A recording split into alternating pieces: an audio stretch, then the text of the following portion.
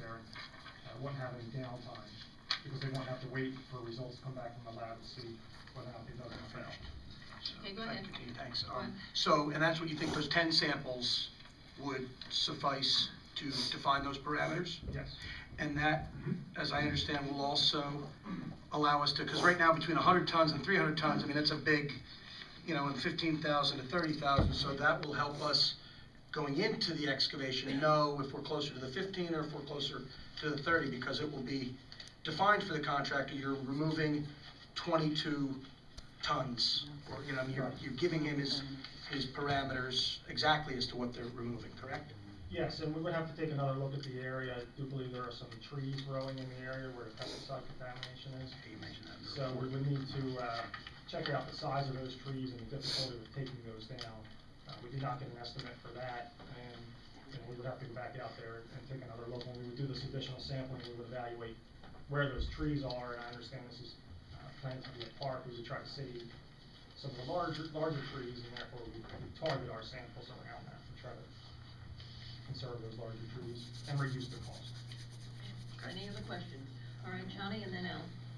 Can you give us a range of like what you think the minimum would be if everything was, you know, best of circumstances, and maximum what would be the worst of the circumstances? The $15,000 to $30,000 range for the pesticide remediation is the best and worst. And the asbestos?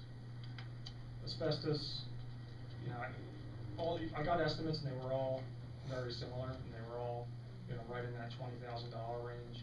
But a couple of the contractors left out some of the steps that would be needed. So, you know, it's hard for me to give a better ballpark than, you know, 20 to 30 for the asbestos. There's a little bit of an unknown because there was some siding that was identified with asbestos, and that material is kind of discarded around the building. So it's a little unclear now whether or not some of that's buried or whether or not it's just on the surface. We think it's on the surface from some old building renovations.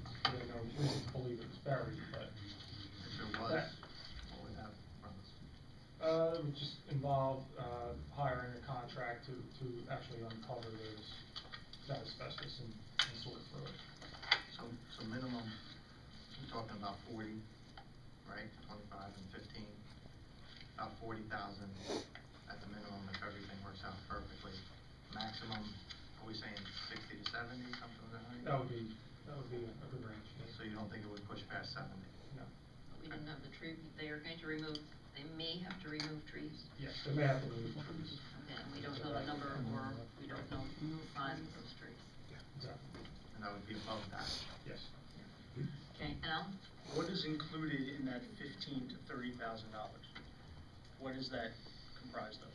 That includes a contractor to excavate the soil, transportation and disposal of that soil at an appropriate facility, oversight by us, post-excavation soil samples, and then backfilling with topsoil.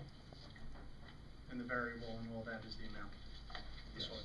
So the area that we have to dig out, it could be more than, you know, it's either a 1 or 2 day job now, it could be a 2 or 3 day job. If it's a higher amount, and also obviously increased fees for disposal. Sure.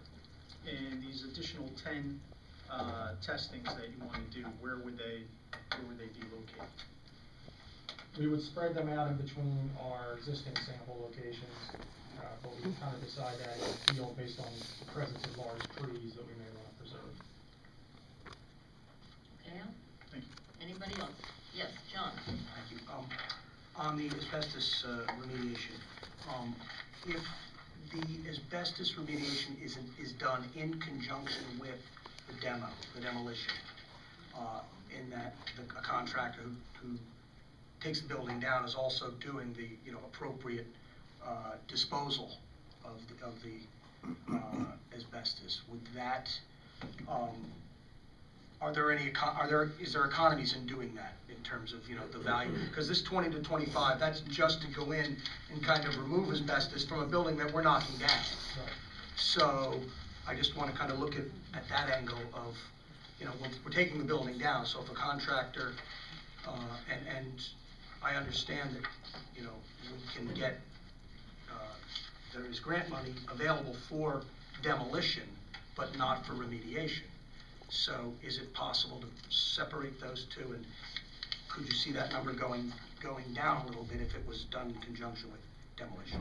Sure, I mean, I think there is some economy of scale there, that if you have a contractor who's certified to remove the asbestos who does the demolition, you know, it's on one mobilization for them at the site, and, yeah, I believe there could be some cost savings by combining those.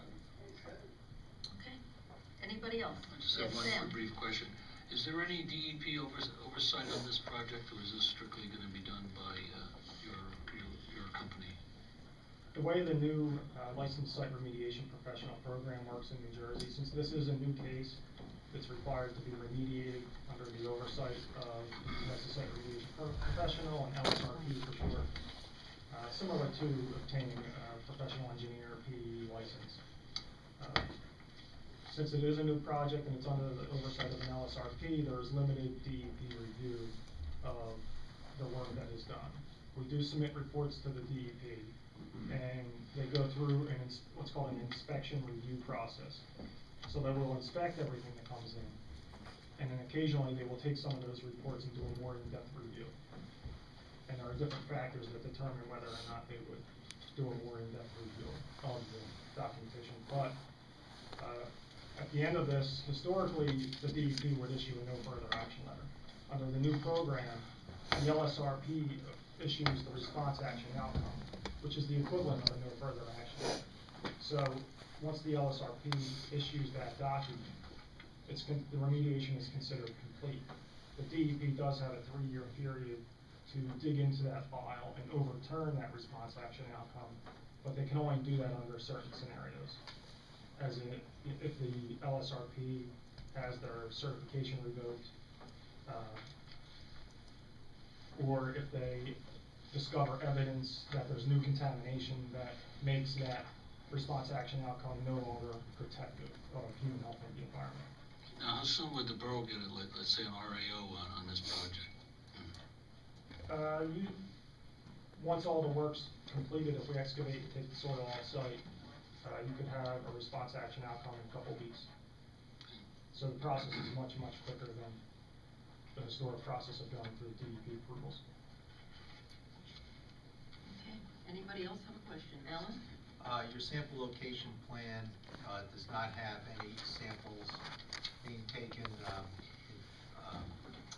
front of the building between both. You're satisfied, you have a high confidence level that there isn't any significant level of contamination in the front of the building. These are all towards the rear, it looks like. When we performed our sampling, we tried to target areas of the property that had mature trees or areas that appeared to have been disturbed the least since it was historic agricultural use. And that's why our 2 original samples, S1 and S2, were targeted towards the rear of the property. We have not seen any need to sample the front of the property to verify that. Okay, Al? When you say historic agricultural use, what exactly do you mean? So back in the 30s and 1940s, this property was part of an agricultural field along with residences to the south and the church property to the south. Well, my understanding, and you're the expert though, of chlordane is that it was a pesticide used to treat termites, primarily. That And is it was one- banned sometime in the late 70s, early 80s, thereabouts. That's correct. All right.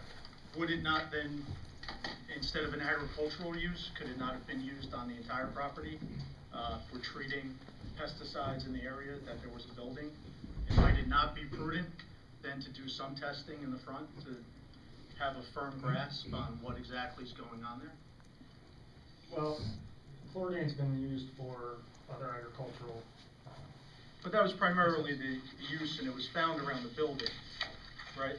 Yes, it seemed to be, well, historically before, at one time, there was a portion of the building that extended further towards the east, based on historic aerial photograph review.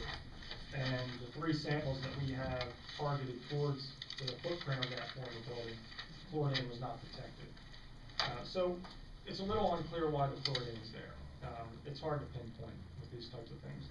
Chlorine has been used in turf grass management as a pesticide.